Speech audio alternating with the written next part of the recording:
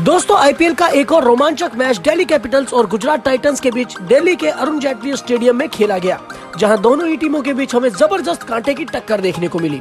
नमस्कार दोस्तों, मैं सचिन मीर, आपका स्वागत है हमारे यूट्यूब चैनल क्रिकेट वेब की शो में। इस वीडियो में मैं आपको दिल्ली कैपिटल और गुजरात टाइटंस के बीच आईपीएल के 7वें और बेहद ही रोमांचक मैच की पूरी हाईलाइट और ओवर का पूरा रोमांचक तरीके से बताने वाला हूं। लेकिन उससे पहले दोस्तों, अगर आप भी आईपीएल और हार्दिक पांड्या की कप्तानी के फैन हो तो इस वीडियो को एक लाइक जरूर करें और चैनल को सब्सक्राइब करना बिल्कुल भी ना भूलें। तो चलते हैं वीडियो की ओर। टॉस जीतकर गुजरात टाइटंस ने पहले गेंदबाजी करने का फैसला किया और दिल्ली कैपिटल्स को पहले बल्लेबाजी करने का न्योता दिया। अब दिल्ली कैपिटल्स की तरफ से पहले बल्लेबाजी करने मैदान पर उतरे दिल्ली कैपिटल के सलामी बल्लेबाज डेविड वार्नर और पृथ्वी शॉ, और गेंदबाजी की शुरुआत करने आए मोहम्मद शमी के पहले ही ओवर में डेविड वार्नर को 2 बेहतरीन चौके हासिल हुए। एक वार्नर के बल्ले से आया और एक वाइड बॉल पर तोहफे के रूप में मिला। वहीं अगले ओवर में भी डेविड वार्नर ने एक करारा चौका जड़ दिया। वहीं तीसरे ओवर में पृथ्वी शॉ ने एक बेहतरीन चौका लगाया, लेकिन मोहम्मद शमी ने शानदार गेंदबाजी करते हुए पृथ्वी शॉ को अल्जारी जोसेफ के हाथों कैच आउट करा दिया और दिल्ली कैपिटल को पहला झटका दिया और पृथ्वी शॉ मात्र 7 रन बनाकर वापस पवेलियन लौट गए। वहीं चौथे ओवर में डेविड वार्नर ने एक करारा चौका जड़ दिया। वहीं 5वें ओवर में मिचेल मार्श ने भी एक बेहतरीन चौका लगाया, लेकिन फिर से मोहम्मद शमी ने घातक गेंदबाजी करते हुए अगली ही गेंद पर मिचेल मार्श को बोल्ड कर दिया और गुजरात टाइटंस को दूसरी बड़ी सफलता दिलाई।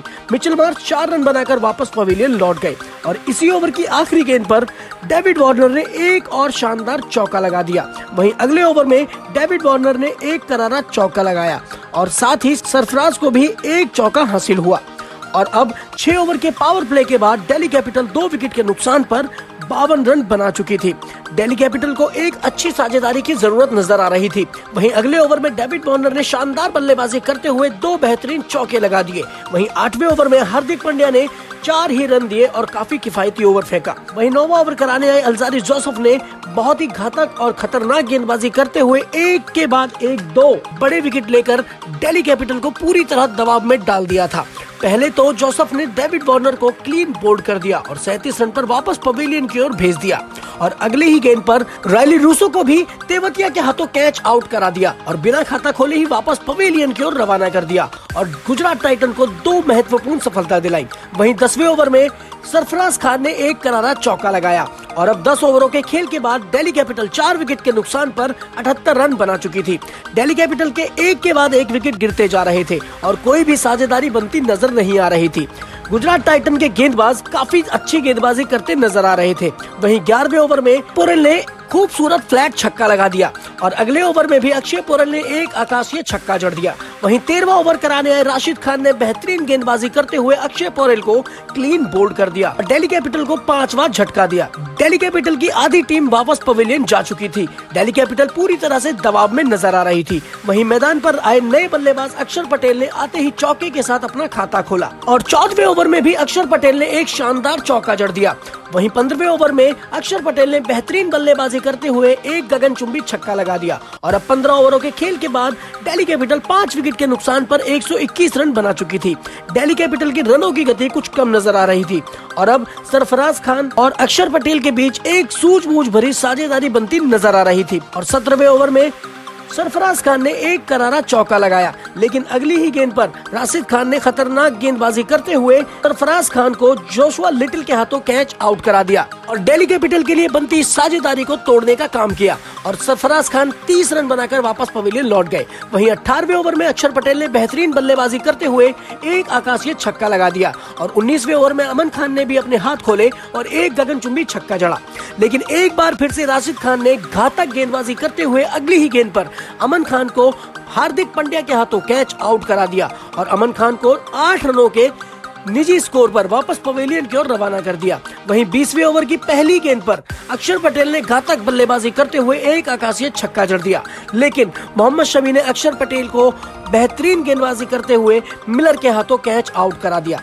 और अक्षर पटेल 36 रनों की महत्वपूर्ण और जबरदस्त पारी खेलकर वापस पवेलियन लौट गए और ओवर की आखिरी गेंद पर नौरखिया ने एक करारा चौका लगाया और दिल्ली कैपिटल ने 20 ओवर में 8 विकेट गंवाकर 162 रन बनाए और गुजरात टाइटंस को जीत के लिए 163 रनों का साधारण सा लक्ष्य दिया और अब 163 रनों के लक्ष्य का पीछा करने मैदान पर उतरे गुजरात टाइटंस के सलामी बल्लेबाज शुभमन गिल और रिद्धिमान शाह और गेंदबाजी की शुरुआत कराने आए खलील अहमद के पहले ही ओवर में रिद्धिमान शाह ने बेहतरीन बल्लेबाजी करते हुए 2 बैक टू बैक चौके और एक गगनचुंबी छक्का लगा दिया और ओवर से 14 रन बटोर लिए। वहीं अगले ओवर में शुभमन गिल ने भी शानदार बल्लेबाजी करते हुए 2 बेहतरीन चौके लगा दिए।